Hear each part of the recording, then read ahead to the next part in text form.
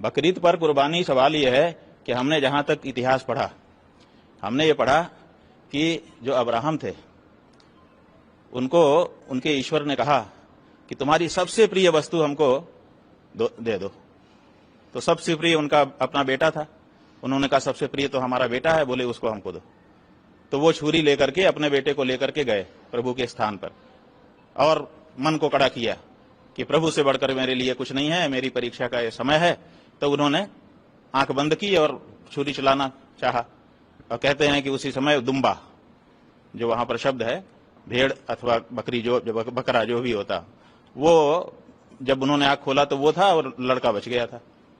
तो सवाल यह है कि आपकी छुरी अपने सबसे प्रिय पर चले, ये तो उदाहरण है।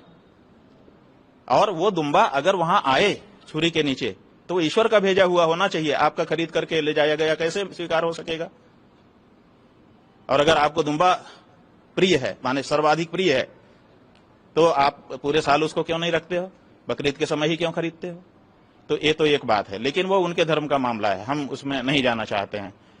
जो तार्किक रूप से हमारे मस्तिष्क में जो बात आती है, वो प्रश्न आता है कि ये कैसी बात है कि जब कहा ईश्वर ने कि सबसे प्रिय वस्तु को कुर्बान करो, तो सबसे प्रिय को कुर्बान करना चाहिए। जिसको आज ही हमने खरीदा, आज ही हमने उसको समर्पित कर दिया, तो उसमें कहाँ ये बात आई? लेकिन हम इस पे अपनी तरफ से टिप्पणी नहीं करना चाहेंगे, क्योंकि वो उनका मामला है, उनके मजहब का मामला है। लेकिन हमारा ये कहना है कि तुम्हारा ऐसा कैसा मजहब है कि हमारे दूसरे मजहब वाले के हृदय को पीड़ा पहुंचा करके अपने मजहब में तुम रह सकोगे? गाय हमारी माता है और बहुत बड़ी आस्था हमारी उसके साथ जुड़ी हुई है। तो आप हमारे ही देश में रह रहे हो। हमारे देश मतलब आपका भी देश है, हमारा ही है, ऐसा हम नहीं कह रहे हैं, लेकिन हमारा भी है, आपका भी है। तो हम भी हमारा कहेंगे, आप भी आप हमारा कहेंगे। तो हमारे देश में आप रह करके और हमारे को ही चोट पहुंचा रहे हो, हमारी गाय को और हमारे बछड़े बैल को काट करके कुर्बानी के नाम पर। तब कभी ईश्वर नहीं खुश होता है ऐसे काम से कि किसी को चोट पहुंचा करके, किसी को दुख पहुंचा करके आप ये करो।